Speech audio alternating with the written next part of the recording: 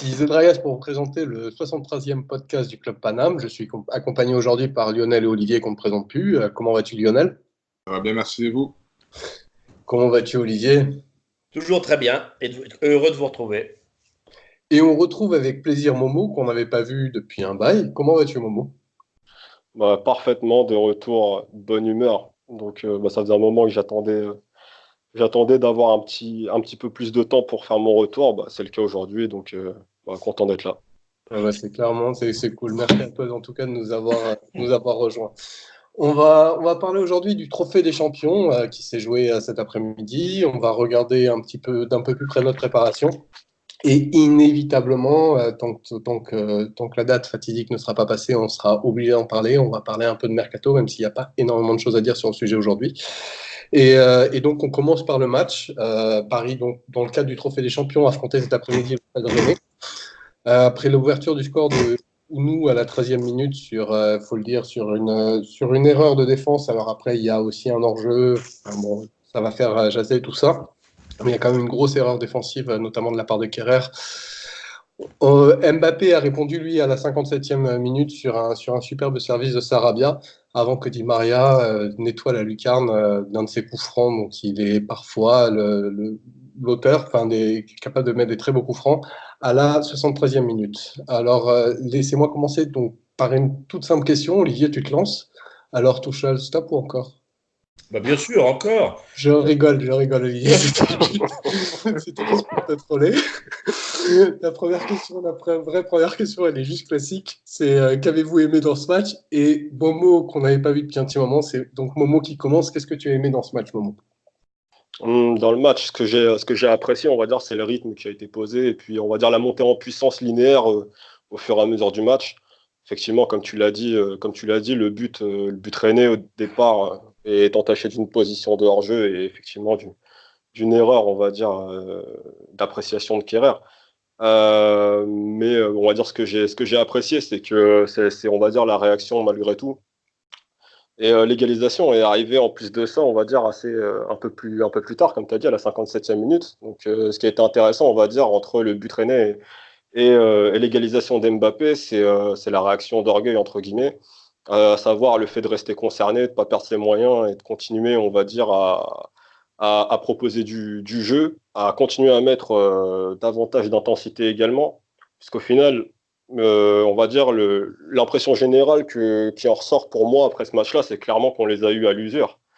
À la fin du match, on a vu une équipe de Rennes complètement cramée, même si au final, voilà, comme d'habitude, on va dire, sur les dernières minutes, on est toujours dans nos péchés habituels, à savoir ne pas supporter. Enfin, là, pour le coup, on a subi la pression rennaise qui jouait son va-tout dans les 10 dernières minutes et qui a eu des occasions qui auraient très bien pu nous emmener au pénalty. Donc voilà, on va dire, je vais quand même retenir le positif, puisqu'au final, on va dire, la prestation, on va dire, je ne vais pas dire qu'elle m'a totalement convaincu, mais en tout cas, je trouve qu'ils ont fait le job, en tout cas, donc voilà. D'accord, merci beaucoup, Momo. Du coup, Olivier, toi, est-ce que tu partages l'avis de Momo? Est-ce que tu vois des choses à ajouter sur ce que tu as apprécié sur ce match, des choses à remettre en cause? À toi, Olivier. Moi, je suis d'abord heureux du résultat parce que le Trophée des Champions, c'est notre première compétition officielle et on est habitué depuis 9 ans, je crois, à la gagner à chaque fois. Donc, c'était important. Et je reviens sur ta question trollesque du début. Qu'est-ce qu'on aurait remis en cause encore notre ami Tourelle s'il n'avait pas gagné ce Trophée des Champions? Donc, je crois que c'était important pour l'équipe de bien démarrer cette saison avec cette épreuve-là, même si sportivement, en pleine période de préparation, alors que l'effectif n'est pas au complet, ça ne veut pas dire grand-chose, mais c'était quand même nécessaire de le faire. Sinon, j'ai aimé, j'ai cru entrevoir les principes de jeu que veut appliquer Tourelle cette saison, c'est-à-dire une grosse intensité, un gros pressing collectif à la perte du ballon, un bloc serré, en dehors du début et de la fin du match, qui est raté. Comme le disait Momo, malheureusement, c'est une mauvaise habitude du PSG. Moi, j'ai trouvé que c'était très cohérent. Les Rennais n'ont, dans l'ensemble, pas existé du tout. Ils ont été pressés sur leur but la majorité du temps et la victoire est tout à fait logique, en dehors de quelques erreurs, quelques ajustements à faire. Mais voilà, c'est une victoire probante et dans laquelle on voit se dessiner ce que Tourelle va pouvoir tirer d'une équipe un peu plus équilibrée. Lionel, je te laisse conclure cette partie sur GME. Ben, moi, j'ai aimé surtout la réaction de l'équipe qui a su, comme a dit Momo, prendre le temps de réagir, enfin, a su rester patiente et ne pas s'énerver tout au long du match. J'ai aimé le retour de certains joueurs, surtout Marquinhos. On va pas rentrer dans les prestations individuelles, mais je trouvais que dans l'ensemble, en prenant en compte que ce soit la pelouse, le fait que l'équipe est toujours dans un travail foncier, qu'on n'est pas encore, on n'a pas encore digéré tout ça, pouvoir quand même réussir à monter en puissance pendant tout le match, je trouvais que c'était quand même pas mal pour un premier match. Donc en recontextualisant les choses, je trouve que Paris n'a pas fait c'était pas le meilleur match, mais c'était pas un match extrêmement mauvais, mais je trouve que c'est un bon match par rapport à la période actuelle, quoi. Ok. On va passer à ce que vous n'avez pas aimé et je vais commencer par lancer cette fois Olivier. Ce que j'ai pas aimé, c'est des choses, on en reparlera un peu, qu'on a vu pendant la préparation, c'est-à-dire les errements défensifs. Les errements défensifs, c'est le problème de cette équipe, ça a été le problème de la fin de saison, et ce problème se reproduit encore aujourd'hui. Bon, il y a des circonstances atténuantes puisque les défenseurs titulaires, notamment centraux, qui sont a priori Marquinhos et Thiago Silva, n'étaient pas là. Marquinhos jouait, lui, en milieu de terrain. Mais on a revu quand même une articulation difficile entre Kerrer et Diallo, et puis des erreurs individuelles, et puis à nouveau, pas grand apport des latéraux, sur le plan défensif, s'entend. Sur le plan offensif, ça a été mieux côté Bernat. Meunier, lui, il a été mauvais défensivement et offensivement. Et puis, j'ai trouvé une équipe un peu déséquilibrée offensivement. Si le côté droit a bien fonctionné, avec Sarabia, qui je trouve a fait un bon match et a beaucoup apporté à la construction sur le côté droit, le reste de la construction, c'est Verratti qui l'a faite. Et à gauche, les deux joueurs qui sont normalement les offensives gauches n'étant pas là, que ce soit Neymar et Draxler, là, ça a beaucoup yoyoté du côté gauche. Et on voit bien qu'il va falloir absolument régler ce problème-là parce que sinon, l'animation offensive va pas être très bonne. Et puis, j'ai pas aimé, bien sûr, à la fois le début de match. On est rentré très, très timidement dans ce match et on se fait cueillir avec une série d'erreurs individuelles. Et puis, la fin de match, quoi. Bon Dieu, on a vécu le match contre l'Inter un peu de la même façon, où on se fait reprendre en fin de match. En fin de match, alors qu'on avait le match en main, que les Rennais n'existaient plus depuis 70 minutes, à nouveau, on les remet dans la partie. Il y aurait très bien pu y avoir une égalisation. Donc, il va falloir absolument que les joueurs se reconcentrent sur la totalité du match. Ok, merci Olivier. Toi, Momo, tu veux rajouter des choses? Non, je suis globalement d'accord avec ce qu'Olivier vient de dire, notamment sur les momentum, on va dire, du match, à savoir, on va dire, le début de match et la fin de match, en fait. C'est concrètement, c'est les deux moments où l'équipe a pêché. Et encore une fois, on sent encore, bon après effectivement, enfin, on l'a vu sur le match, la défense centrale c'était Kerrer et Abou Diallo, donc c'est encore expérimental. Mais, on a quand même l'impression de voir une certaine, on va dire, par rapport à la saison passée ou saison précédente, on a l'impression de revoir encore ces difficultés défensives qui continuent à persister. Donc voilà, par rapport à ça, je pense que ce sera clairement l'axe de progression principal, on va dire, de cette équipe, je pense, puisqu'offensivement, sincèrement, je me fais pas trop de soucis. Mais ouais, franchement, quoi qu'il arrive, en tout cas, la gestion de la difficulté restera pour moi, en tout cas, le gros point d'interrogation à surveiller cette année. Merci, Momo. Lionel, je te laisse conclure cette partie. Oui, je pense qu'Olivier on va dire, essentiellement tout dit. La défense centrale, on sent très bien qu'il n'y a pas il y a aucune point de trace entre les deux joueurs. Les latéraux, alors offensivement, Bernat est un peu mieux, mais défensivement, les deux, c'était vraiment pas ça. Et puis, surtout en fin de match, quand Marquinhos est sorti, on s'est rendu compte qu'on n'avait pas ce milieu de terrain capable d'agresser l'équipe adverse et à chaque fois qu'on perdait le ballon, on se retrouvait rapidement en danger et avec des vagues successives de défense. Ok, merci. Bah, après, j'ai quand même vu, même dans nos temps forts, des gros trous qui permettaient des contre-attaques rennaises qui auraient pu être un peu mieux canalisées. Et je trouve, j'ai du mal à réduire la problématique défensive à juste les défenseurs centraux, en fait. Ça passe encore trop facilement et t'es en train de le mettre en exergue très très bien, je trouve, avec Marquis qui là-dessus était au four et au moulin et a vraiment fait un travail extraordinaire. Mais il suffit pas. Il suffit pas parce qu'il n'y a pas assez d'impact de la part des autres milieux peut-être. Je voulais juste faire réagir par rapport à ce que vous disiez, ce qui intervient qui veut. Est-ce qu'on retrouve pas un des problèmes de l'année dernière, à savoir une équipe qui marche et qui, quand elle se prend un but, finit par se réveiller? Est-ce qu'on retrouve pas une équipe à réaction? Est-ce qu'il y a pas ce schéma qui est en train de se perdurer? Est-ce que ça vous inquiète de le constater ou pas? Moi, je veux Vas-y, bien vas-y. prendre la main. Vas-y. Merci, merci. Alors, bah oui, pour moi, bah, c'est ce que je disais tout à l'heure, en fait. Du coup, on va dire, c'est les mêmes problèmes persistants qu'on voit réapparaître aujourd'hui face au face au stade rennais, en fait. Moi, ce qui m'inquiète clairement, c'est que bah, c'est ce qu'on a vu la saison dernière, en fin de saison en Ligue 1. Le problème, c'est que la saison dernière, en fin de saison, on avait même du mal à revenir dans le match et à revenir au score. Et c'est d'ailleurs comme ça qu'on a perdu pas mal de matchs. Cette saison, avec un nouvel élan, avec, on va dire, une nouvelle saison à venir, moi, ce qui m'inquiète clairement, ça sera les matchs où on rencontrera forcément des équipes, on va dire, qui auront beaucoup plus de répondants que Rennes, quoi qu'il arrive en réalité, puisque on sera amené à rencontrer ce genre d'équipe en Ligue des Champions, certainement. Ouais. Euh, Quand tu penses à Lyon, quand tu penses à. Il y a quelques équipes en Ligue 1 qui savent jouer, qui savent appliquer un vrai ouais, pressing. Et ce que tu es en train de dire se retrouvera aussi en Ligue 1. Ouais, en Ligue 1, clairement, exactement. Après, même par rapport à Lyon, comme tu dis, bah, on les a quand même vus pas être ridicules face à Arsenal en amical en pré-saison. Contre Liverpool, ça a été un peu plus compliqué, mais c'est vrai qu'en Ligue 1, il y aura forcément des équipes clairement qui les mettront en difficulté. Et encore une fois, en plus, ce qu'il y a d'intéressant, c'est que le match aujourd'hui qu'on a vu contre Rennes, bah, c'est un match c'est un match qui se rejouera contre énormément d'équipes au cours de la saison, puisque énormément d'équipes joueront dans cette configuration-là face au Paris Saint-Germain.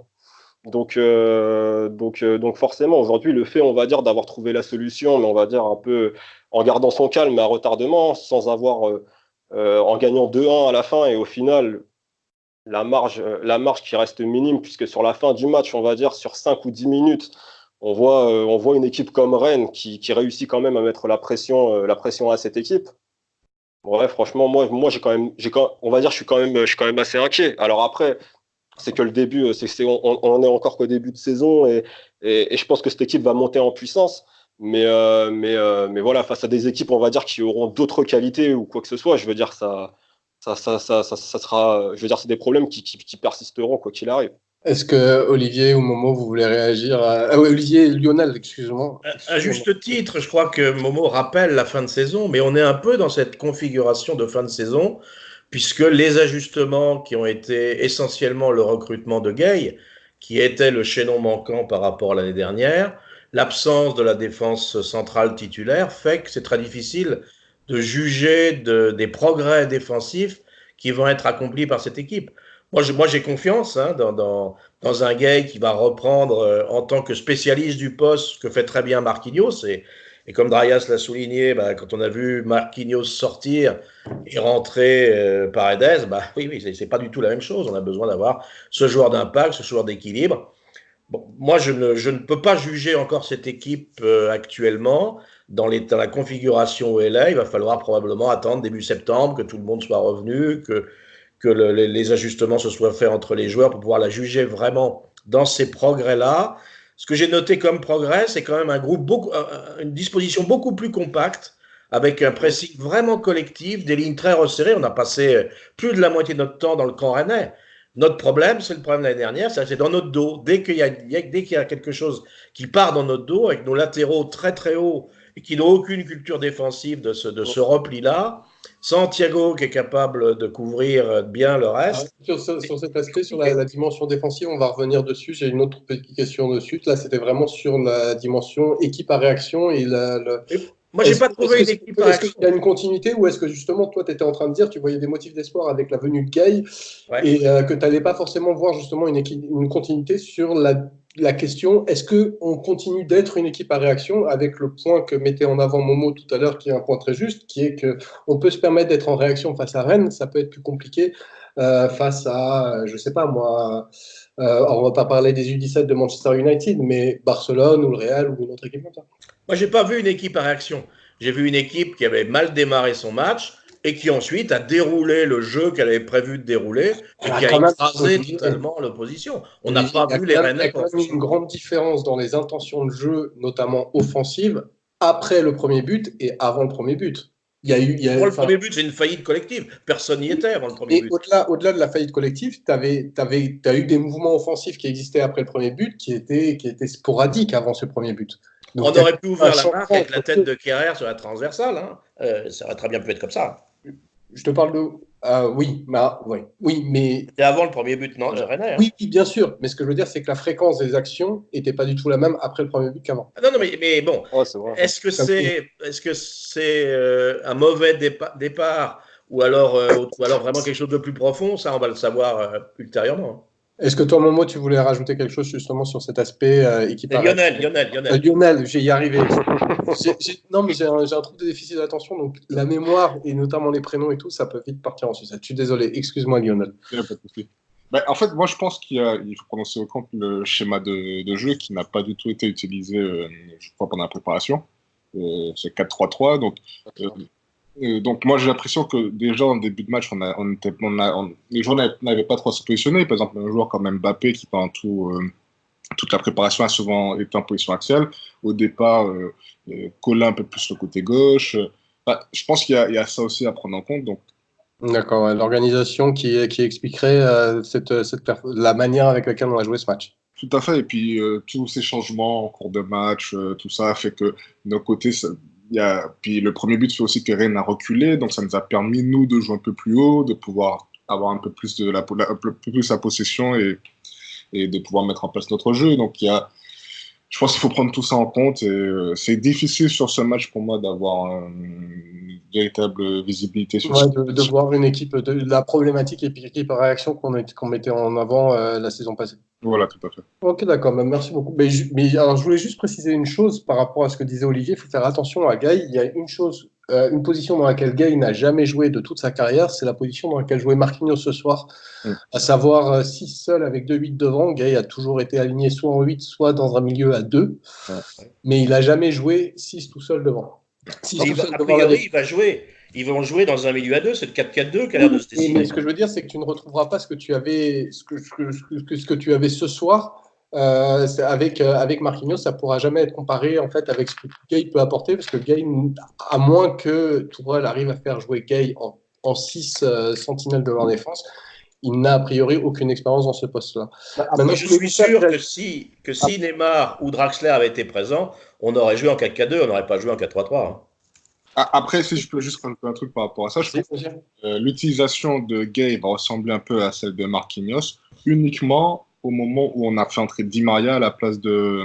je ne sais plus qui est Sarabia.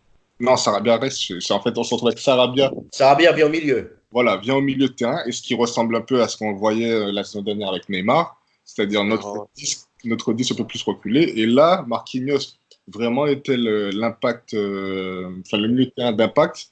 Et là, je pense que Gay sera capable, parce que Sarabia n'est pas vraiment sur la même ligne que Verratti et Marquinhos, je veux dire. Ok, d'accord. Merci beaucoup. Alors, je voulais vous faire réagir aussi, du coup, par rapport à ce que vous me disiez sur est-ce que, au regard des latéraux qu'on a, on n'est pas obligé de passer dans un système avec une défense à 3. Est-ce que le fait d'être dans une défense à 4 est quelque chose de viable au regard des latéraux que nous avons en disposition? Intervient qui veut.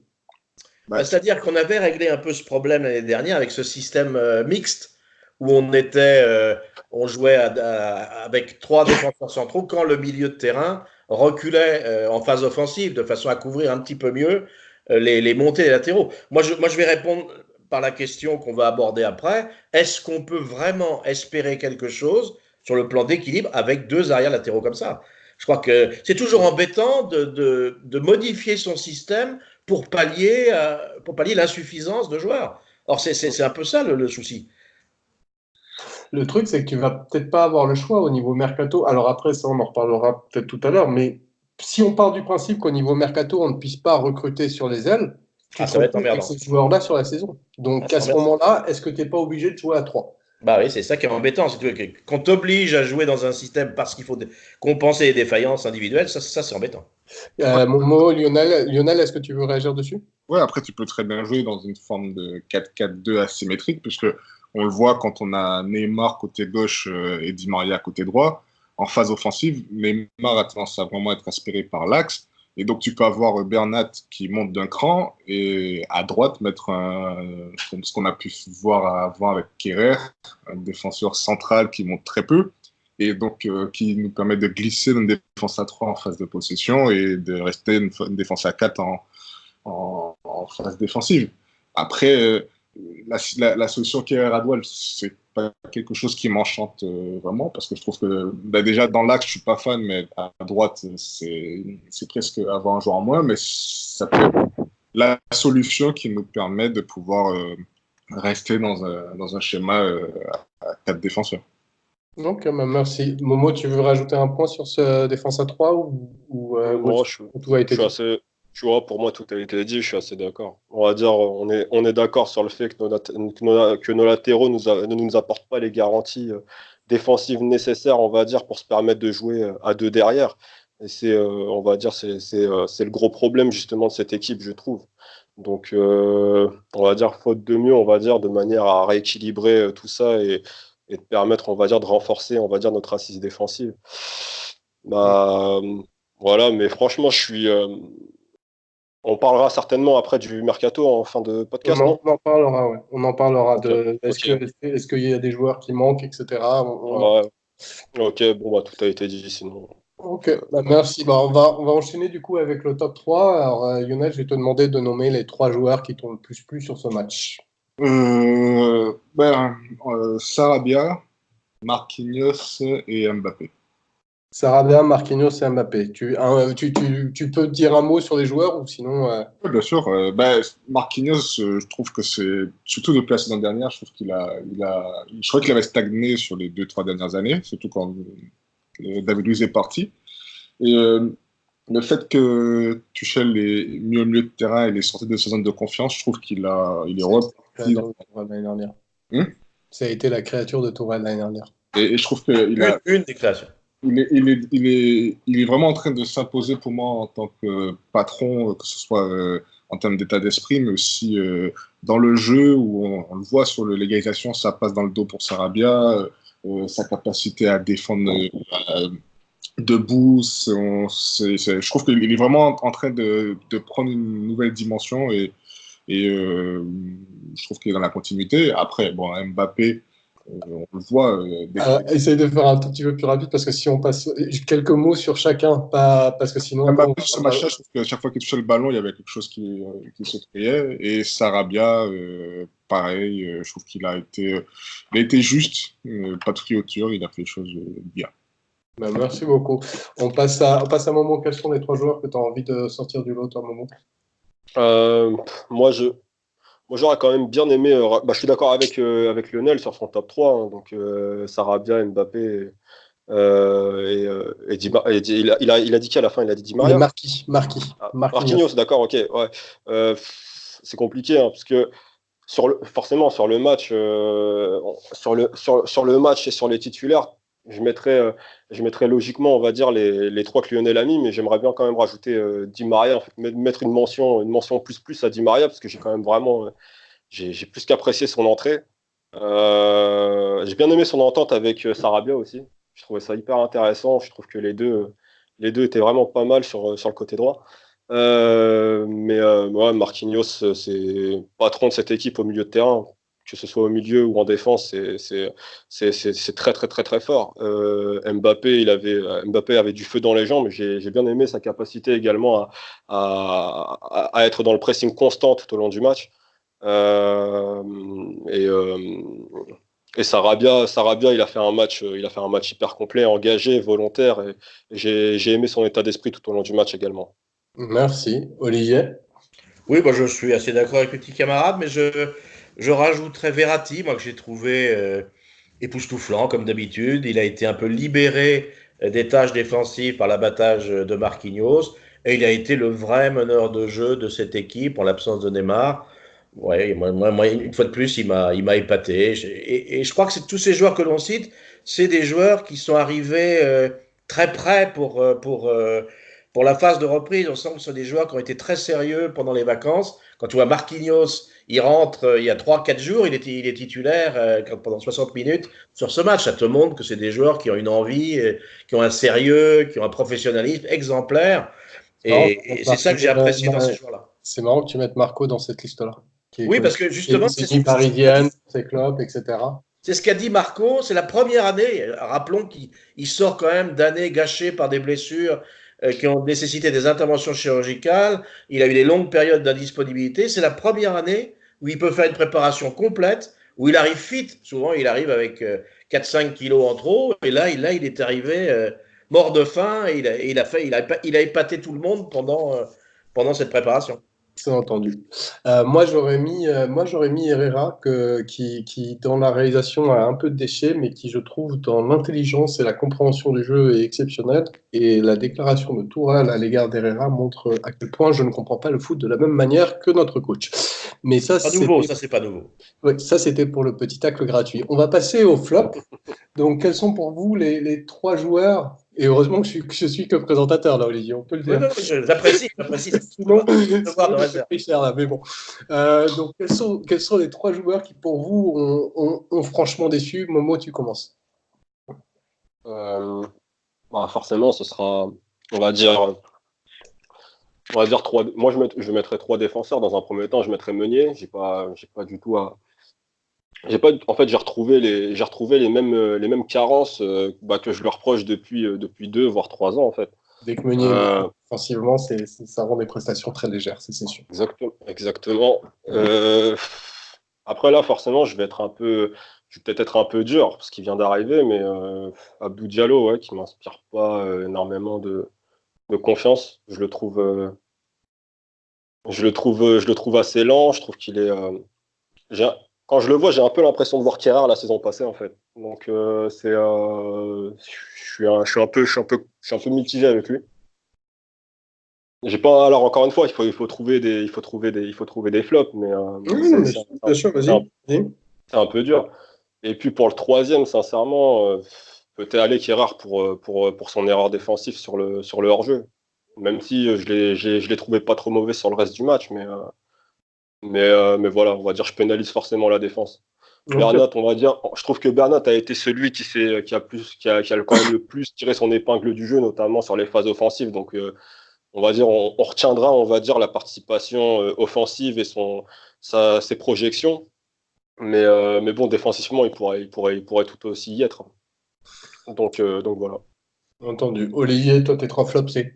Oui, c'est les mêmes que ceux de Momo, c'est des flops défensifs. Bon, faire jouer Kerrer et Diallo en même temps, ça les avantage pas. Ils ont besoin d'avoir un taulier, quelqu'un qui les rassure. Là, tous les deux, ils ont trop de lacunes individuellement pour pouvoir être bons collectivement. Et puis Meunier et Bernat, parce que vraiment, je pense que c'est les points noirs de l'équipe. Bernat est un très bon technicien, un joueur qui est efficace défensivement, mais sur le premier but, il est à 4 mètres du passeur, quoi. Il est autant responsable que Kerrer dans ce premier but. Et puis, il se jette parce qu'il est à la ramasse, il a failli prendre un carton qui aurait pu être d'une autre couleur, parce qu'il se jette les 2 pieds en avant. Bon, tu sens que c'est un joueur qui est fébrile défensivement, qui n'est pas très rapide. Et donc, ça pour l'équilibre de l'équipe, c'est catastrophique, ces 2 arrières latéraux. Moi, je te laisse conclure au niveau des flops. Lionel. Les mêmes? Lionel. Lionel, je vais y arriver un jour, excuse-moi. Je suis désolé, hein, le prends pas mal, c'est mon trouble de déficit de l'attention. Je fais pas exprès, quoi. Il n'y a pas de problème. Bon, moi, j'ai mis Meunier, Lapercare, Diallo et Cavani. Ok.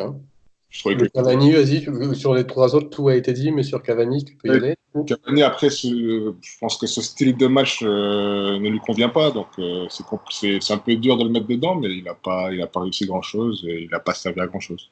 Ok, mais c'est vrai que Cavani, dès qu'on est face à des défenses regroupées, il a un peu de mal. Sinon, moi, alors pour faire plaisir, moi, en flop, j'avais envie de mettre Thiago Silva parce que je trouve qu'à partir du moment où il est rentré, défensivement, ça n'allait plus du tout. Non, C'est mais un troll. Cavani, C'est un troll, marque on passe à pas. la suite. Cavani qui ne marque pas fait forcément mauvais match parce que il existe que par le but, ce garçon. Ah, ouais. Alors bon, maintenant, donc on a fait le tour sur le match, on va passer à la préparation donc, qui s'achève.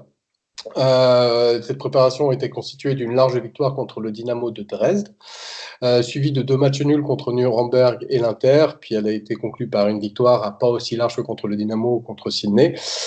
Ce premier trophée, qui est un peu un trophée en bois, est aussi une manière de conclure la préparation dès la semaine prochaine, je pense. Ouais, dès la semaine prochaine, la Ligue 1 commence, donc la compétition commence, et on va essayer d'avoir un petit retour sur cette préparation. Alors, je vais vous poser une première question, messieurs. Est-ce que vous avez vu une progression dans les matchs de la préparation? Olivier, tu commences. Bah, c'est difficile, comme toujours, de tirer des enseignements sur des matchs de préparation.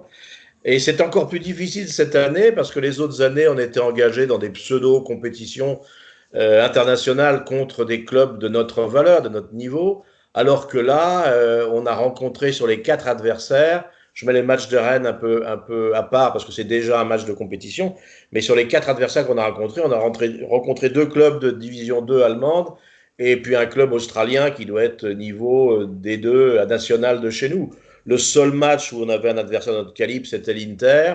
On a fait jeu égal avec l'Inter. On se fait avoir sur une faute d'inattention, une de plus en fin de match. Voilà, donc qu'est-ce que tu veux tirer de ces matchs-là? En plus, C'est pas ça la question, Olivier. C'est est-ce que tu as vu une progression, c'est-à-dire entre le premier match et le match de Rennes, est-ce que tu as vu une progression dans le jeu? Est-ce que tu as vu du mieux? Est-ce que tu as vu quelque chose évoluer? Ou est-ce que tout ça est un panel de matchs de préparation comme tu es en train de le décrire et il n'y a pas eu d'évolution entre les différents matchs? moi, je n'ai vu d'évolution, parce qu'il y a eu une évolution, qu'au fur et à mesure où on rentrait des équipiers titulaires. Voilà, là, il y a eu une vraie évolution qui s'est concrétisée sur le match de Rennes. Mais sinon, non, j'ai pas vu d'évolution entre les 4 premiers matchs. Ok. Alors, je voulais juste apporter un tout petit bémol sur l'Inter. On n'a pas tout à fait jeu égal, notamment au niveau du pressing. On a eu beaucoup de difficultés. On a fait jeu égal au niveau du résultat. Lionel, est-ce que toi, tu as vu une évolution dans les matchs de préparation ou pareil qu'Olivier, pour toi, c'est un melting pot et on ne peut pas tellement en tirer d'enseignement? Ouais, je suis un peu d'accord avec Olivier, c'est que le niveau entre chaque équipe était tellement différent que le seul match où on peut essayer d'en tirer quelque chose, c'est contre l'Inter. Et ce match-là, je trouve que, je te rejoins un peu là-dessus, je trouve que l'Inter était supérieur à nous. Si on avait gagné 1-0, ce serait presque un mini hold-up. Après, c'est toujours compliqué de vraiment analyser ces matchs-là parce qu'on peut le voir dans les autres équipes, avec par exemple le Real qui prend carton sur carton, Lyon qui est en difficulté.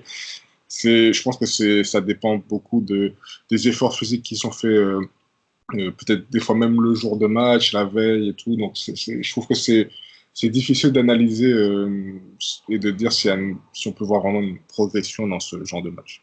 Donc, on peut voir quand même qu'en termes d'intensité, après, il y a la problématique de la chaleur. Ouais. Donc, est-ce que peut-être qu'en termes d'intensité, on est de plus en plus capable à résister à la chaleur? Est-ce que toi, Momo, toi, tu as vu une progression entre le match qu'on a fait contre le Dynamo et le match qu'on a fait contre Rennes? Ou est-ce que, pareil, c'est un melting pot? Bah déjà, ce qui est intéressant de savoir, c'est que durant tous les matchs de préparation, c'est le Paris Saint-Germain en plus ça qui a ouvert la marque. Donc, on va dire aujourd'hui, par rapport au match de Rennes, effectivement, là, c'était un match à réaction, mais ça restait un contexte et un match, on va dire, une physionomie différente, puisque là, pour le coup, on devait courir après le score, alors que la plupart des autres matchs, après, sur les matchs face aux deux des deux allemandes, bon, j'en tire pas énormément de leçons, quoi. Je veux dire, comme vous l'avez dit, c'est principalement le match face à l'Inter de Milan, on va dire, qui permet, on va dire, d'avoir un avis vraiment, vraiment utile. Mais franchement, c'est vrai que c'est, comme tout le monde l'a dit, c'est vrai que c'est assez compliqué, surtout que euh, on est tombé sur une équipe de l'Inter, coachée par Conte, en plus de ça, qui nous a proposé un défi tactique et physique avec une intensité, justement. Je pense que quand Tuchel voulait parler d'intensité, je pense qu'il a vu chez les joueurs de l'Inter ce que lui voulait voir dans sa propre équipe, justement. Et je pense que eux, ce jour-là, ont compris ce qui était vraiment joué avec de l'intensité, ce qu'ils n'avaient pas forcément vu avec Dresde et Nuremberg, par exemple. Donc effectivement, ce qui a été intéressant, c'est de se faire rentrer dedans par une équipe comme l'Inter de Milan. Ça a été intéressant. Ça a peut-être servi d'électrochoc également d'avoir s'être pris un but à la fin, justement, et de perdre au penalty. Donc aujourd'hui, on va dire, je pense que tout ça, ça joue, on va dire, dans cette volonté, on va dire, de réagir derrière quand on est mené au score. Et aujourd'hui, ça a joué. Donc, on va dire par rapport à ça, sur les matchs face au 2D2, on peut rien en tirer, puisqu'en jouant en marchant, je trouve que sur ces matchs-là, en fait, on se contentait simplement de respecter le plan de jeu en réalité. À savoir, c'était respecter le plan de jeu, mais voilà, de toute Mais manière. un match nul contre Nuremberg quand même. On n'a pas de victoire contre. On a le premier match qu'on gagne 600, mais on fait le match nul contre Nuremberg. Ouais, ouais, non, t'as raison. Mais ce que je veux dire, c'est que bon, c'est un match où, à l'arrivée, l'objectif, c'était clairement de rentrer dans le rythme en réalité, tu vois. Donc je pense que l'objectif, clairement, c'était on va dire, de montrer enfin, d'avoir une certaine montée en puissance au fur et à mesure pour être prêt justement face au Rennais, on va dire. Mais voilà, c'est vrai que c'est assez compliqué. Je pense que de toute manière, la vraie montée en puissance, ouais, excuse-moi, la vraie montée en puissance, Vas-y. Moi, je croyais que tu ouais, avais conclu. la Vas-y, vraie, c'est fini. la vraie montée en puissance, on la verra lors des 3 premiers matchs de Ligue 1, je pense, à mon avis, tu vois. Donc, D'accord. Bah, moi, j'avais quand même vu une petite montée en puissance dans le sens où la problématique des sous-nombres offensifs et sous-nombres défensifs, qui était quand même quelque chose qui était constant, quels que soient les matchs, même dans le premier match, c'était quelque chose, enfin, c'était juste qu'on avait des talents individuels. Contre Rennes, ça commençait à se résoudre par séquence. Au début du match, c'était pas le cas, en fin de match, c'était pas le cas. Il y a eu des séquences où c'était pas le cas, mais potentiellement, on avait les milieux qui accompagnaient mieux les actions, on avait, etc., des choses qu'on n'avait pas vues en fait sur les 3 premiers matchs. Est-ce que sur les quelques matchs qu'on a vus, alors je sais que c'est que des matchs de préparation et que c'est très difficile d'en tirer d'enseignement, mais en même temps, c'est les seuls matchs qu'on a, donc on parle sur ce qu'on a. Est-ce que sur ce qu'on a vu, pour vous, il y a une rupture par rapport à ce qui était en place l'année dernière, ou est-ce qu'on est dans des éléments de plus de continuité? Lionel, est-ce que tu commences, s'il te plaît? Pour moi, le problème, c'est que la saison dernière, je pense, hein, jusqu'à la blessure de Neymar, que Tuchel avait vraiment construit son équipe autour de Neymar et en essayant de mettre Mbappé dans les meilleures dispositions. Et à partir du moment où, on l'a vu la semaine dernière, à partir du moment où Neymar s'est blessé, il fallait presque repartir d'une feuille vierge. Et, et là, la question, c'est, en sachant que pour l'instant, il est toujours présent et autres, la question, c'est est-ce qu'il est en train de travailler sur un plan B, c'est-à-dire une équipe sans Neymar, ou est-ce qu'aujourd'hui, à l'actuel, il travaille toujours en se disant ben, Neymar sera là à la fin du mercato. Et donc, c'est compliqué parce que je trouve que sans Neymar, il n'y a pas véritablement, on ne peut pas vraiment dire est-ce qu'il y a une patte Tuchel, est-ce qu'il y a un véritable fond de jeu ou quoi que ce soit. Et je trouve que en fait, l'équipe a été construite autour de Neymar et quand il n'est pas là, pour moi, il y a pas véritablement de. On ne peut pas vraiment dire qu'il y a une identité au Paris Saint-Germain sans Neymar en fait. Ok. Sur la question, c'est donc Momo, est-ce que pour toi il y a une rupture où on est dans des éléments de continuité avec la saison passée? Pour moi, non, on est quand même dans une certaine forme de continuité. Après, par rapport à ce que. Parce qu'aujourd'hui, bon, Neymar a toujours pas repris en plus de ça. Donc, on repart, on va dire, sur l'équipe qui a terminé le championnat avec les recrues, on va dire, et puis le retour de certains blessés. Mais moi, je pense clairement aujourd'hui que, on va dire, la pause de cet été a fait quand même du bien à tout le monde. Aujourd'hui, il y a quelques recrues qui sont arrivées comme Sarabia et Herrera justement, qui sont des joueurs assez fiables et qui apporteront, on va dire, qui viennent densifier l'effectif. Moi, je les considère pas comme des remplaçants, mais je les considère comme des joueurs qui peuvent être de potentiels titulaires. Et c'est justement par rapport à ça, je trouve que justement, on n'est pas vraiment dans. Enfin, après, c'est compliqué, rupture ou continuité, mais on va dire que, comme Lionel l'a dit, pour moi, c'est le départ ou non de Neymar qui fera la différence. Moi, je souhaite qu'il reste absolument, mais comme il l'a dit, en réalité, je pense qu'il y a une équipe avec, une équipe sans Neymar, et on va dire, malgré le plan de jeu enfin, bien, par rapport au plan de jeu qui sera posé par Tourelle, Neymar restera le facteur X de cette équipe, malgré la montée en puissance d'Mbappé ou ce qu'on veut. Mais par rapport à l'importance, on va dire, de Neymar dans cette équipe et par rapport à ce qu'on voit, même ce qu'on a pu voir même aujourd'hui avec les matchs de préparation, moi, on va dire, c'est vrai que je me projette par rapport à des adversaires d'un tout autre niveau qu'on aura on va dire, tout au long de la saison.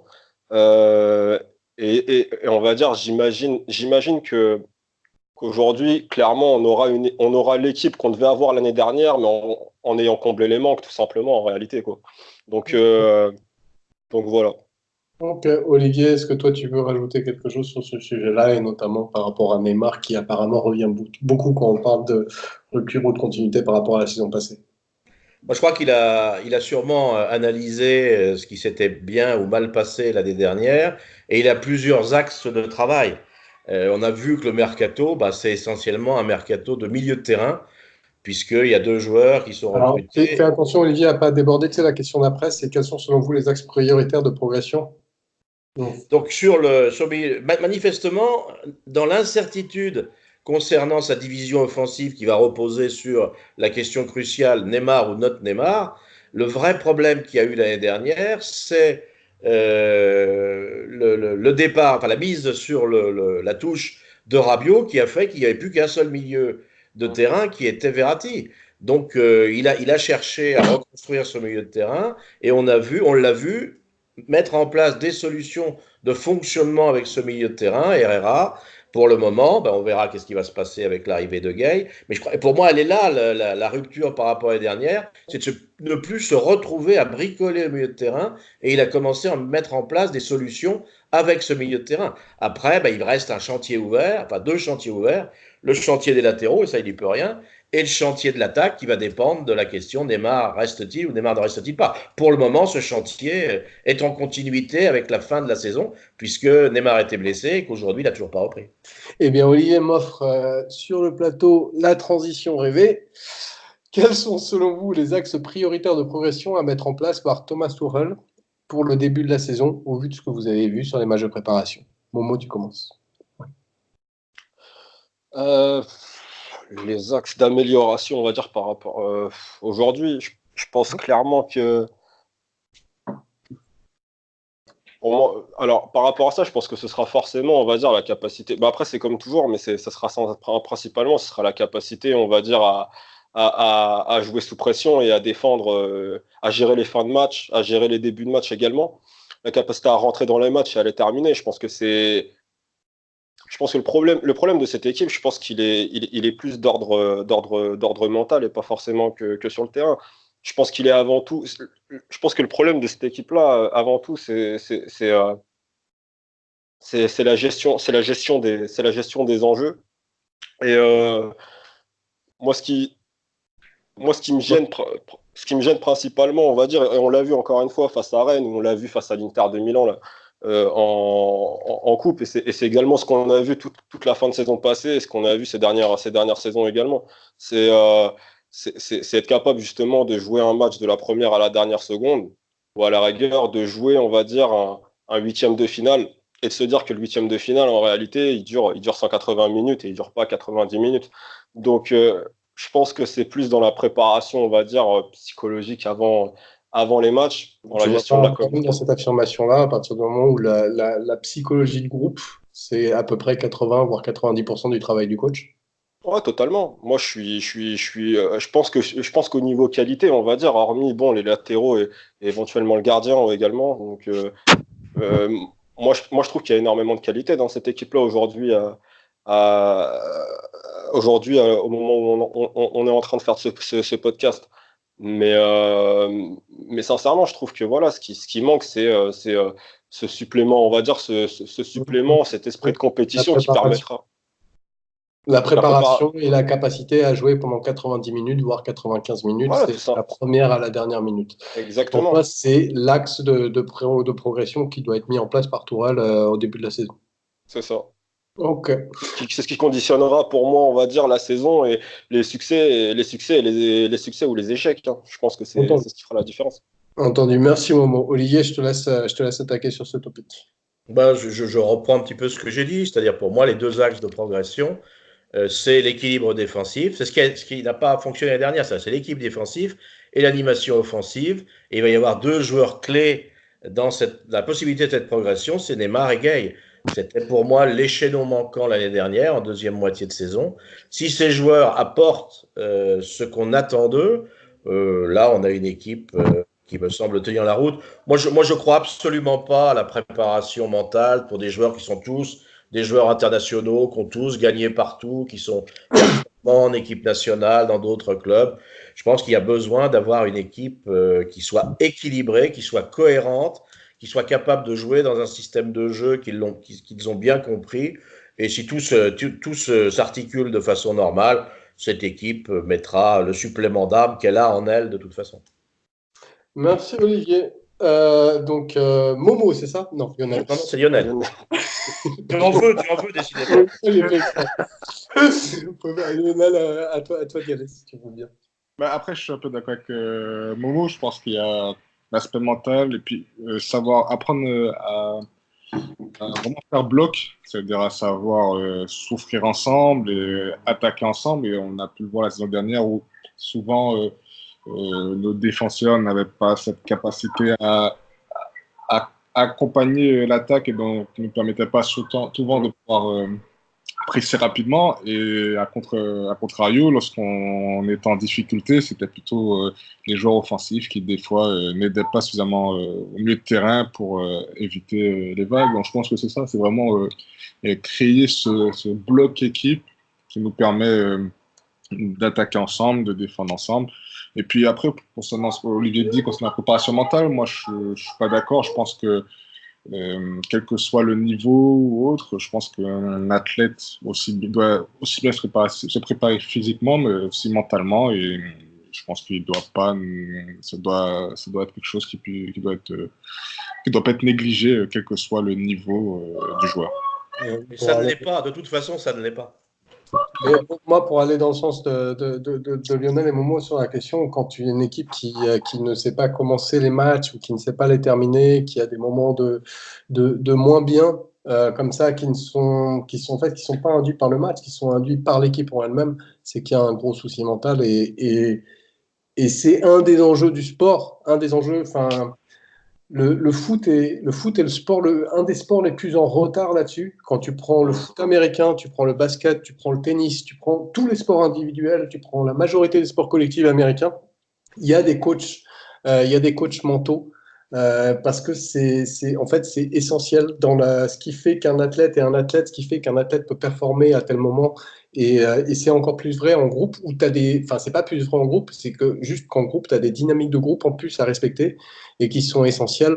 Et un coach qui était très penché là-dessus, c'était Unai Emery d'ailleurs, même s'il a réussi que partiellement. Ben, en l'occurrence, c'est vrai, hein, Olivier. Il est très très penché là-dessus. Ouais.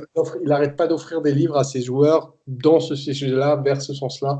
Qu'est-ce qui fait que est-ce qu'un groupe et je pense qu'on peut pas aujourd'hui, faut accepter que la dimension mentale fait partie du sport et que malheureusement dans le football, il y a un côté dinosaure et on met du temps à le réaliser, mais elle fait vraiment partie du sport en fait. Moi, je crois plutôt que cette équipe de la période entre Leonardo et puis ensuite le post-Leonardo, on a empilé des joueurs attaquants flamboyants, mais qui n'ont pas une culture d'équipe énorme. Aujourd'hui, on s'aperçoit que Tourelle, il recrute essentiellement des joueurs de groupe, des joueurs humbles, des joueurs combattants, des joueurs qui sont prêts à ne pas tirer la couverture à eux. Donc cette prise en compte dans le type de joueur que l'on va prendre, va justement créer cette dynamique de groupe entre ces joueurs flamboyants qui sont capables de faire lever le stade, mais qui déséquilibrent l'équipe, et puis des bosseurs, des gens qui vont justement équilibrer. Et c'est par cet équilibre d'équipe, sans privilégier un secteur par rapport à un autre, sans privilégier les stars par rapport aux joueurs d'équipe, qui, à mon avis, va recréer ça. Le reste, tous ces joueurs-là ont des coachs mentaux personnels, ils font ça en équipe nationale, c'est tous des super joueurs, c'est pas des gars à qui tu vas apprendre à jouer au foot et apprendre à réfléchir à ce que sont les contraintes du foot. Mais j'ai entendu ton point de vue. On va passer à la suite. Si je peux juste. Lionel, tu voulais intervenir? Non, juste pour dire, je pense que l'état d'esprit ne vient pas uniquement de l'individu, de l'individuel, parce qu'on peut le voir avec l'Atlético Madrid, où quand un joueur arrive à l'Atlético Madrid, il lui faut un certain temps d'adaptation pour devenir un joueur d'équipe. Et je pense que c'est le contexte qui permet en fait de devenir un joueur d'équipe ou pas. Je pense qu'on a pu le voir avec le Paris Saint-Germain, où on a recruté des joueurs qui se donnaient des fois à 200% ailleurs, et quand ils arrivent au Paris Saint-Germain, on rentre dans un confort et autres. Donc je pense que c'est l'environnement qui crée les joueurs d'équipe et pas forcément un joueur qui l'a de manière innée. D'accord, merci Momo. On va passer à la suite et maintenant je vais vous demander, on va faire intervenir Olivier sur quels sont pour vous les joueurs qui ont tiré leur épingle du jeu par rapport, pas forcément les joueurs attendus, mais quels sont pour vous les joueurs qui ont explosé en ce début de saison et qui ont tiré leur épingle du jeu de cette préparation? Je crois que c'est ceux qu'on a cités finalement comme les plus du match, comme les tops du match, c'est-à-dire ceux qui sont arrivés en bonne forme et ceux dont on avait besoin dans le secteur sinistré qui était le milieu de terrain. Donc moi je dirais que pour moi les joueurs qui ont tiré leur épingle du jeu, c'est Verratti, c'est Mbappé, c'est Sarabia et c'est Herrera. D'accord, merci beaucoup. Lionel, est-ce que tu en as des différents? Est-ce que tu as les mêmes? Non, je pense que j'ai même après, on peut rajouter Mbappé, mais il a nommé Mbappé, les deux recrues espagnols et Marco Verratti. Et Marco Verratti. Oui, tout à fait. Je pense je suis d'accord avec les joueurs cités. Toi, Momo? On est unanime, je pense. Là, je pense que ces joueurs-là ont tellement de marge, on va dire, enfin, je parle principalement, on va dire, de Mbappé, Verratti et Sarabia et Herrera qui sont fondus dans le collectif, on va dire, de manière, on va dire, assez impressionnante. Donc, non, franchement, par rapport à ça, ouais, je dirais exactement les quatre mêmes. Et alors, du coup, la question maintenant porte sur ceux qui, pour vous, ont perdu des points au travers de cette préparation. Lionel, est-ce qu'il y a quelqu'un qui t'a déçu? Meunier, je dirais. Ok.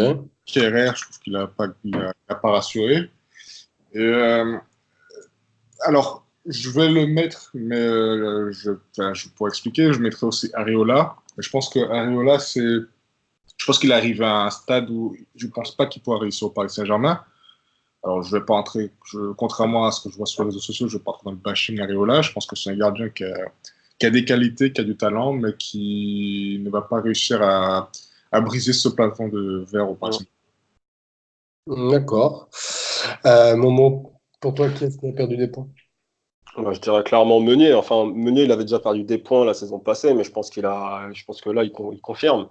Areola également. Enfin, je suis assez d'accord sur Areola. Moi, je suis pas un anti-Areola ou quoi que ce soit. Hein. Je trouve que c'est un super gardien, mais c'est comme Lionel disait. Enfin, c'est un point de vue, on va dire, que j'ai depuis un petit moment. Moi, Areola, je le vois exploser, mais pas au Paris Saint-Germain, ailleurs. Et puis, je suis quand même assez mitigé sur Abdou Diallo.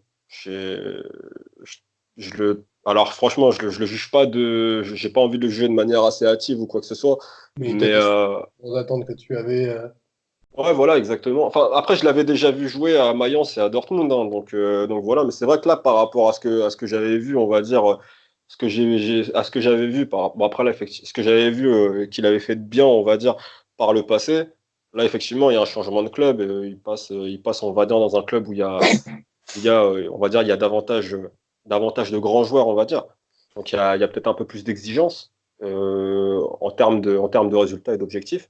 Mais en tout cas, c'est vrai que cette année, c'est ce que je disais tout à l'heure, je pense qu'à mon avis, c'est pour ça que je ne serai pas trop dur avec lui non plus, mais je pense que ce sera une saison d'apprentissage. D'ailleurs, son interview où il dit que où justement il tape un peu du poing sur la table et il dit qu'il vient de Dortmund, que c'est un club de 80 000, où il jouait devant 80 000 spectateurs tous les jours. Moi, je vois je m'intéresse pas forcément à ce qu'il raconte dans les médias, je m'intéresse uniquement à ce qu'il produit sur le terrain.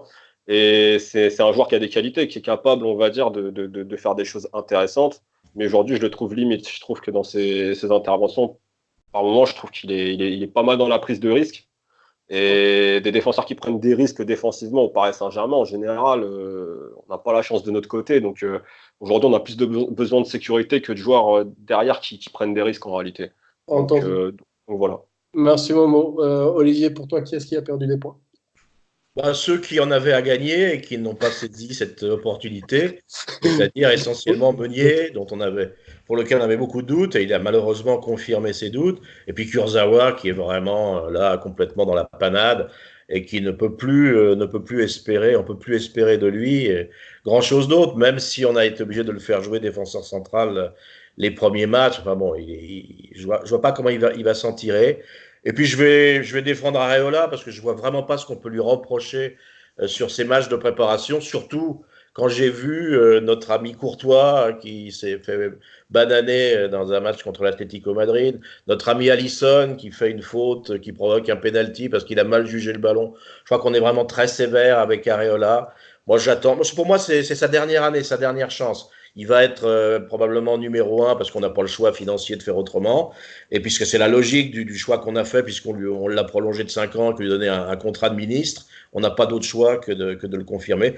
Moi, je pense que c'est l'année où il n'aura pas la pression d'être le numéro 1, le numéro 2, où il peut s'exprimer totalement. Si cette année-là, il coûte des points à l'équipe, je crois qu'il faudra tirer un trait. Mais je ne le condamnerai pas, comme je ne condamnerai pas Diallo après 3 matchs, quoi. C'est quand même un joueur qui débarque dans un club comme ça.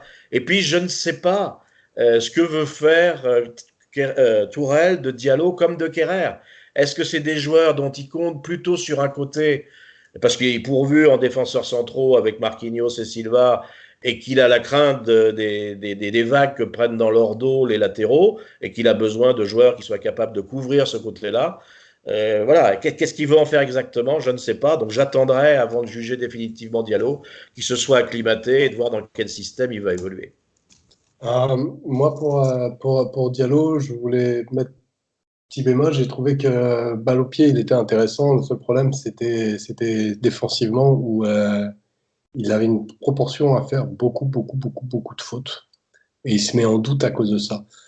Et pour Areola, Olivier, t'es au même stade où moi j'étais il y a 2 ans. Je me disais, ce goal, il a un potentiel et j'espère que cette fois il va confirmer.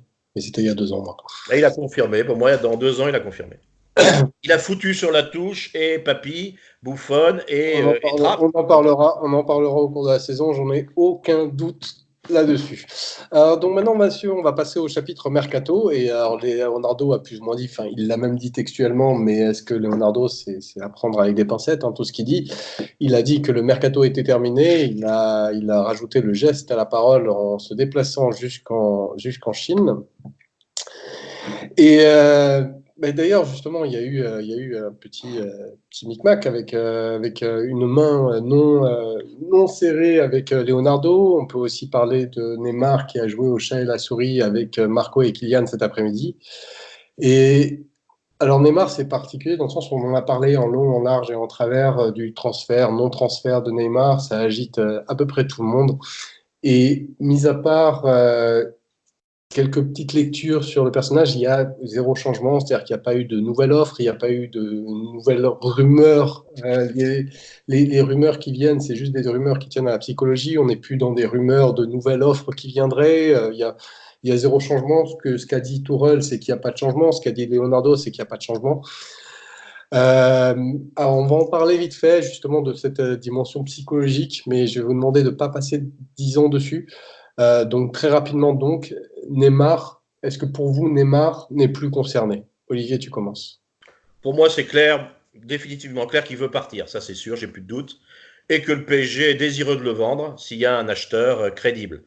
Toute cette campagne chinoise va dans ce sens-là. On l'a mis dans la position d'un joueur qu'on veut vendre. C'est-à-dire, il n'a pris aucun risque sur le plan sportif, alors qu'on aurait pu lui faire jouer 1 ou 2 matchs. Quand on voit des Marquinhos qui rentrent et qui jouent après ses vacances 2 jours après. Donc pour moi, il veut partir. Ce que je crains plutôt, c'est pas tellement qu'on le vende, c'est ce qui va se passer s'il n'est pas vendu et comment on va le réintégrer au projet dans ces conditions-là. Merci Olivier. Lionel, à toi. Bah, ouais, je pense que c'est pareil, c'est que on sent qu'il est plus concerné, qu'il a plus envie, et puis il le montre par ses attitudes où on l'a pu le voir aujourd'hui. Mais après, pour le bien du club, je pense que ce serait bien qu'il parte. Pour le bien du club, pour le bien de tout le monde. Après, s'il reste, ce sera à lui de se remotiver pour montrer qu'il reste toujours un grand joueur. Merci. Momo.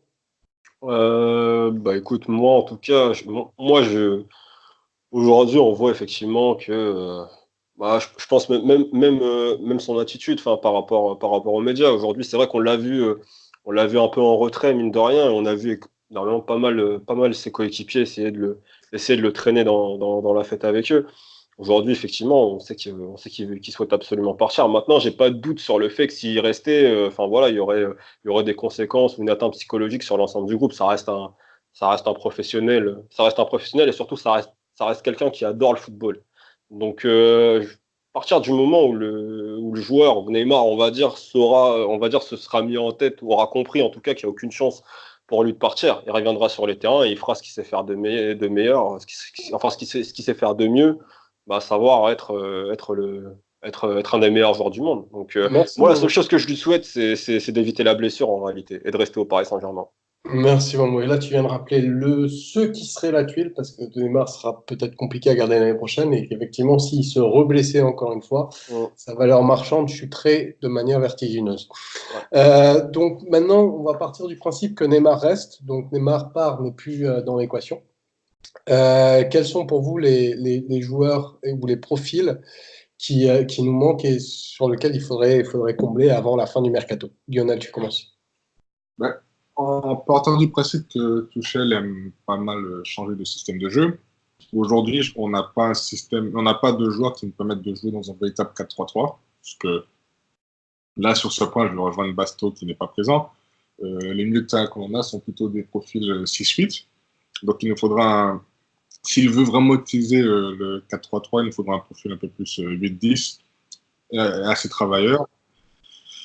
Et pour moi, ça devient indispensable de recruter un latéral droit. À gauche, ce sera un gros plus, mais à droite, on n'en a vraiment pas, surtout avec le départ d'Alves qui n'était pas tip-top, mais qui était quand même meilleur que Meunier. Je pense qu'à droite, c'est indispensable d'en avoir un. Donc, est-ce que Et j'oublie excuse-moi. un gardien. Si je peux juste prendre 30 secondes, comme je le disais, Areola, pour moi, c'est un bon gardien, mais je pense que de toute façon, l'environnement actuel ne lui fait pas confiance, que ce soit les supporters. J'ai pas l'impression que les joueurs ont une grosse confiance en lui. Et je pense que ça rejaillit forcément sur ses performances. On a pu le voir contre l'Inter où je trouve qu'il a été assez bon. Alors, il avait un petit peu de déchets dans le jeu au pied, mais bon, je pense que c'est pas sa qualité première, mais je n'ai pas trouvé ça catastrophique. Mais tu sens qu'à la moindre erreur, c'est un joueur qui psychologiquement va pas se relever parce qu'il n'a jamais été mis en confiance pendant toute la période de la carrière de Pacharma et il sait pertinemment que toutes ses prestations seront scrutées et qu'il n'aura jamais la confiance totale de l'environnement parisien. Merci Momo. Et juste, je voulais préciser, les 30 secondes, c'était juste pour l'histoire Neymar, hein. Maintenant, vous pouvez prendre le temps que vous voulez. Merci Lionel, pardon, excuse-moi, je vais y arriver. Et justement, bah, Momo, à toi, quels sont pour toi les profils ou les joueurs qui me manquent?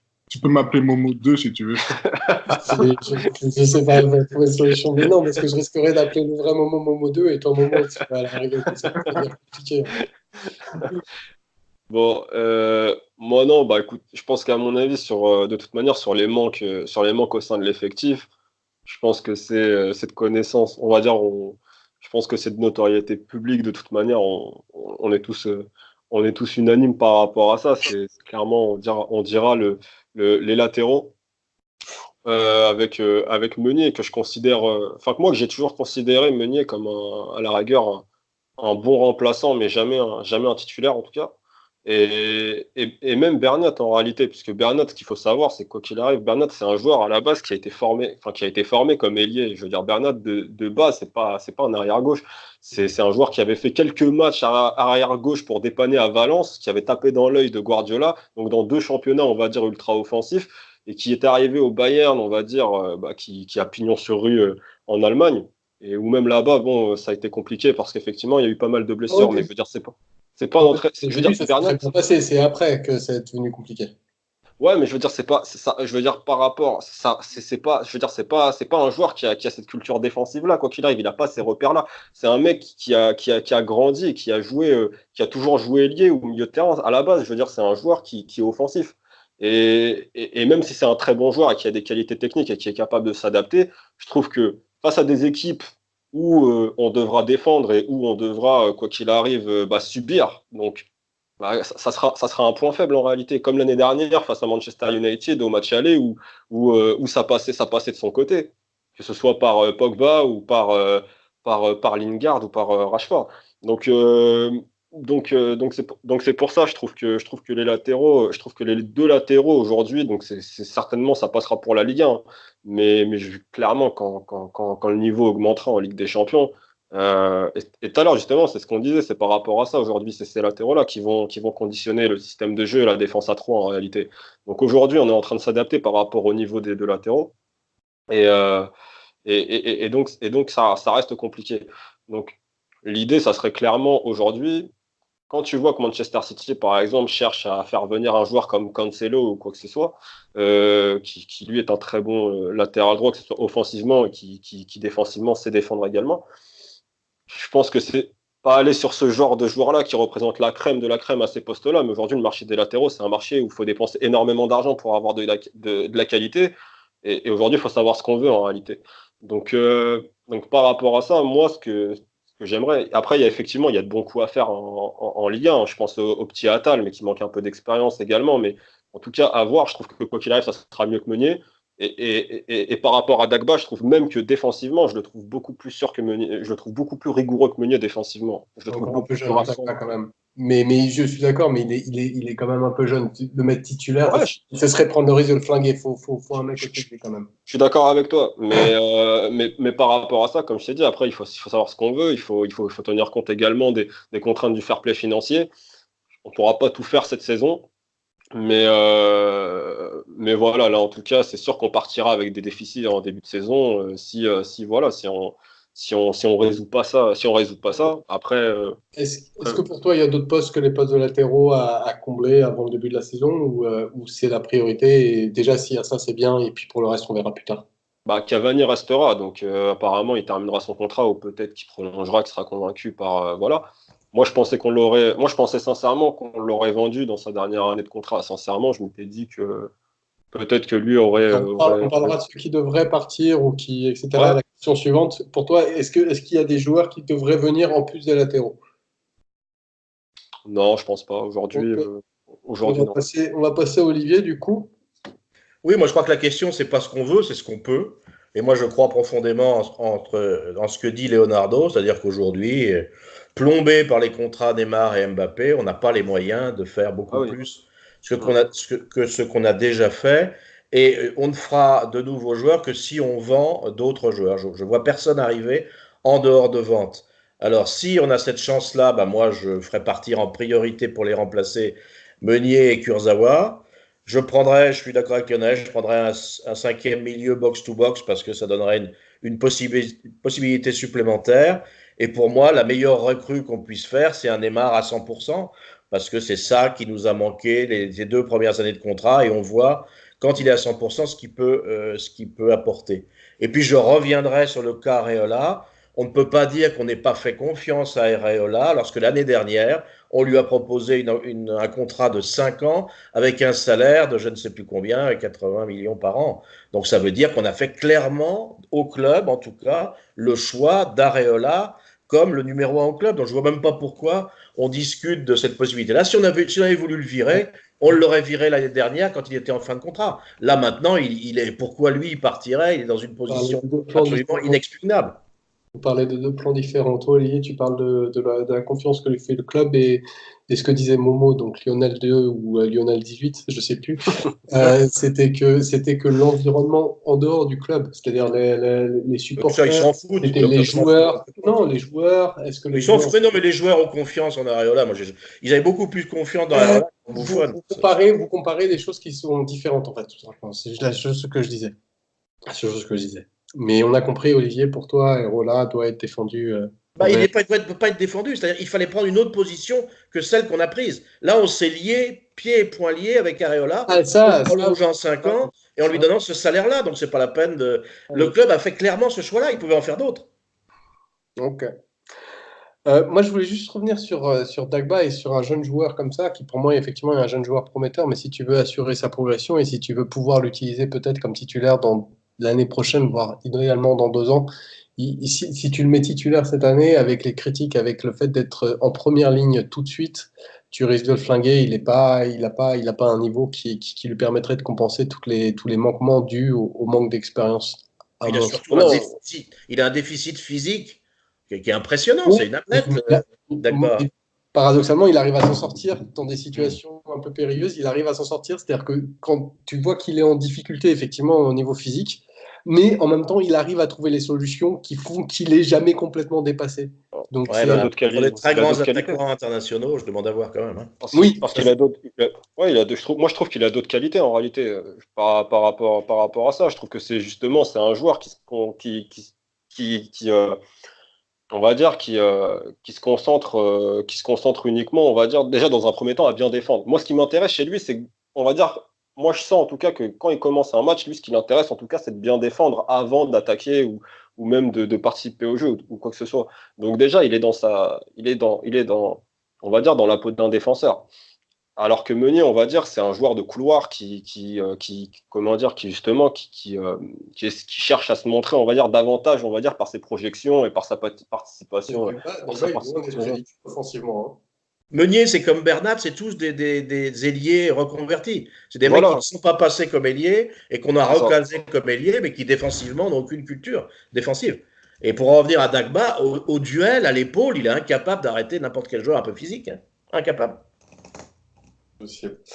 Mais c'est marrant ça de constater cette évolution où il y a 2 ans, on ne jugeait que par les latéraux ultra offensifs. C'est Guardiola qui avait mis cette mode, ça s'était imposé dans le foot et c'est petit à petit en train d'être mis en cause. Mais tu vois que c'est sûrement le poste. Défense à 4 et. Pardon, Olivier, excuse-moi. Tu vois que c'est quand même le poste où il y a le moins de grands joueurs de tous les autres postes du 11. Oui. C'est là où il y a le plus de déficit de très bons joueurs. Complètement. Mais depuis longtemps d'ailleurs. Et depuis longtemps, oui, depuis cette évolution en ailier reculé. Bon, c'est compliqué. Alors pour faire le contrebalancement avec quels sont ceux qui doivent arriver, quels sont ceux qui pour vous doivent partir? Donc Momo, là tu peux partir sur Cavani et tout ça. Hein. Après moi je veux pas forcément que Cavani parte, mais en tout cas c'est vrai que je serais assez déçu s'il partait en fin de contrat comme ça, quoi. Je veux dire aujourd'hui il a. Moi, si tu veux, il a 32 ans, j'ai une autre grille de lecture. Aujourd'hui, en fait, si tu veux, quand tu regardes bien ses déclarations depuis un certain moment, il répète à qui veut l'entendre, en fait, justement, dès qu'il en a l'occasion, que lui, ce qui l'intéresse, c'est d'honorer son contrat. Et aujourd'hui, si tu veux, on est dans un contexte, avec le fair play financier, où on est pieds et poings liés, et je suis désolé, on ne peut pas se permettre de faire des cadeaux. On peut lui faire une statue si on veut, il n'y a pas de problème. Voilà. Mais aujourd'hui, on va dire, il y a quand même, on va dire, cette problématique financière qui fait que justement, on va dire, on va dire la meilleure des choses, bah, ça aurait été quand même de le vendre. Et à la rigueur, pourquoi pas, bah, justement, ça aurait permis en tout cas à Mbappé de récupérer la pointe de l'attaque, même si dans ses dernières déclarations en conférence de presse, il a fait un rétropédalage pour essayer de remettre les formes. Mais, euh, mais voilà, je suis sûr ou alors à la rigueur, pourquoi pas essayer de le prolonger cette saison. Mais pour moi, on va dire, je trouve ça, moi, je serais pas du tout d'accord sur le fait, on va dire, qu'ils partent libres. Même si derrière il y a une standing ovation et que voilà, ça restera l'idole du parc. Ou voilà, je serais pas du tout d'accord avec ça. Même si je pourrais le comprendre. Mais aujourd'hui, on va dire avec les problématiques du club, non, franchement, je trouve que on passerait quand même à côté de 40 ou 50 millions d'euros. Est-ce que Et pour toi, il y a d'autres joueurs qui doivent partir ou pas? moi, Draxler, je mettrais Draxler sur le départ, puisqu'aujourd'hui, c'est plus le joueur que c'était réellement. Je trouve que c'est un joueur qui a totalement dénaturé son jeu. J'ai eu plusieurs débats avec des personnes justement qui le défendaient et qui disaient qu'il a été utilisé, on va dire, à différents postes au milieu de terrain, qu'il a dû dépanner, jouer plus bas. Ouais, je suis d'accord, mais je veux dire, sur les matchs qu'on a vus dernièrement, même en fin de saison dernière, on l'a vu récupérer des postes un peu plus offensifs. Et je trouve qu'il a totalement perdu, on va dire, on va dire le côté prise de risque dans son jeu. Aujourd'hui, c'est devenu un joueur qui se contente uniquement de fluidifier le jeu en jouant à la passe en retrait. Et moi, ça me dérange parce que c'est un joueur que j'aime beaucoup à la base en réalité. C'est un joueur que j'apprécie. Que je suivais en Allemagne déjà avant qu'il signe à Paris, que ce soit à Schalke, quand justement il a fait ses débuts avec Raúl González qui avait signé après son départ du Real, et ensuite à Wolfsburg un peu après. Mais je trouve qu'aujourd'hui, c'est plus du tout le même joueur. Et pourtant, c'est un joueur qui a 25 ans et qui devrait, et justement avec la saison dernière, justement, il partait comme remplaçant et au final, il aura fait une saison où il aura joué plus d'une quarantaine de matchs, environ 47 matchs, toutes compétitions confondues. Je trouve que voilà, il a traversé pas mal de matchs. Alors, il aura fait des matchs intéressants où il se sera vraiment adapté, notamment à Naples où il aura fait un match comme relayeur assez intéressant. Mais aujourd'hui, ce que je lui reproche, c'est vraiment, on va dire, le manque de prise de risque dans son jeu. Alors que c'est un joueur qui a une certaine qualité technique et qui est capable, on va dire, de faire la décision sur un geste ou voilà. Donc Draxler, on va dire, dans un premier temps, et puis Cavani après, mais voilà. On va dire, je conserverai grosso modo le même effectif. Après, Choupo-Moting, j'en parle pas parce que c'est évident, mais voilà. Merci beaucoup, Momo. Olivier, toi, quels sont pour toi ceux qui doivent partir? Ceux qui doivent partir absolument, c'est Meunier et Kurzawa pour moi, parce que je pense qu'on peut trouver, sans une dépense excessive, mieux que ce qu'ils sont. Les autres, bah, malheureusement, on n'a pas les moyens de trouver mieux que ce qu'on a. Pour Cavani, on a manifestement accepté qu'il parte libre l'année prochaine. Moi, ça ne me gêne absolument pas. Cavani est amorti, son transfert est amorti depuis très très longtemps. Il est invendable avec le salaire qu'il a. La vraie économie financière qu'on fera avec Cavani, c'est justement son salaire qui nous permettra. T'as l'Inter qui est venu quand même aux informations. Et Cavani a fait envoyer Non, une mais fin ça, c'est des bruits de club italien, ça, tu sais bien. On ne sait pas quels sont les fondements de ça. Puis Cavani, dans la situation où il a 32 ans, il lui reste un an de contrat, il gagne je ne sais combien par mois, il n'a aucun intérêt à partir. Personne ne va lui proposer le même salaire. Donc non, là, je crois que c'est d'accord entre le club et lui. Tout le monde a fait le deal qu'il irait au bout de son contrat. C'est pas un drame que les joueurs aillent au bout de son contrat, surtout si c'est des contrats longs comme ça, qui sont déjà amortis depuis très longtemps. Voilà, il va partir, il va nous donner ce qu'il peut donner. De toute façon, que peut-on trouver de mieux que Cavani au tarif auquel on le vendrait? Il n'y a pas grand-chose qui puisse remplacer un mec qui Est-ce que tu aurais dit non si, par exemple, il partait à l'Inter contre 50 millions d'euros cet été? Est-ce que tu aurais dit non? Moi, qu'est-ce que je peux prendre à 50 briques? C'est ça la question. Non, mais la question que je te pose, est-ce que tu aurais dit non s'il partait cet été à 50 millions? Oui, si je ne suis pas capable de trouver mieux à 50 briques. Okay. Voilà. Sinon, bah, je pense que même moi, si je partage l'opinion de Momo sur Draxler, on ne trouvera pas mieux pour un joueur remplaçant de Neymar avec l'argent qu'on a. Donc il faut accepter ça. Ok, Lionel, pour toi, il y a qui doit partir? En partant dans la logique de Momo, sachant que Kurzawa et Meunier sont en fin de contrat fin de la saison, donc je pense que c'est peut-être le bon moment aussi d'essayer de les vendre. Après, le problème, c'est que c'est des joueurs, je pense, qui n'ont pas une grande valeur marchande et leurs dernières prestations n'ont pas arrangé les choses.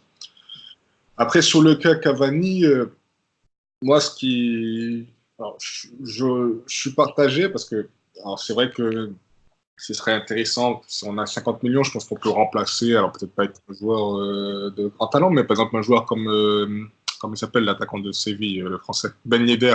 Oh, Ben Yedder.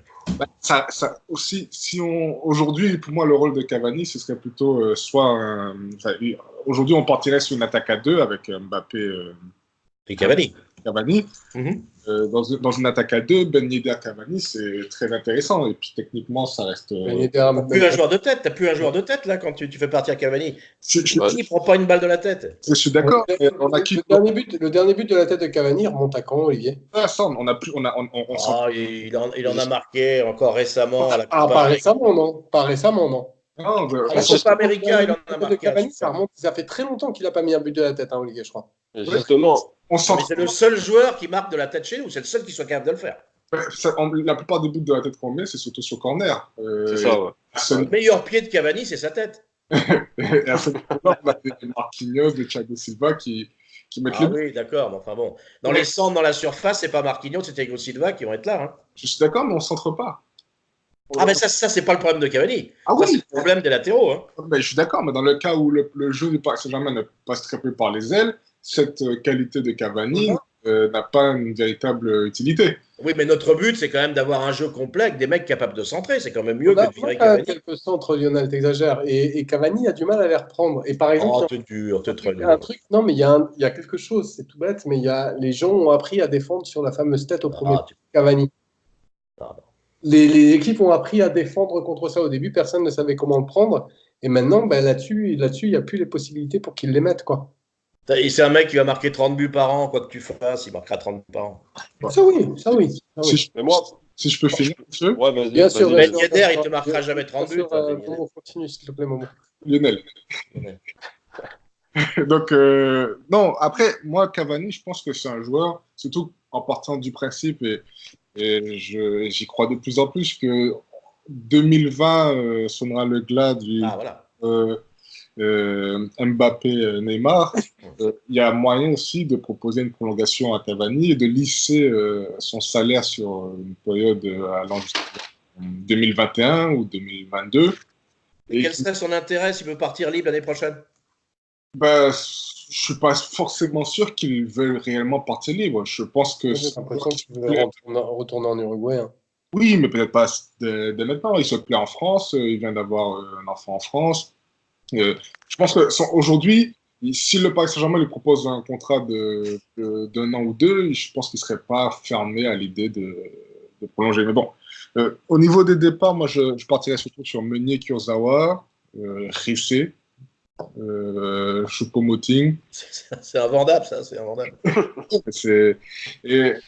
Et voilà. Après, concernant, juste pour revenir un peu sur l'aspect fair play financier, je pense que cette année, quand on a lu l'interview de Leonardo, je pense que cette année, Leonardo, il prend le pouls.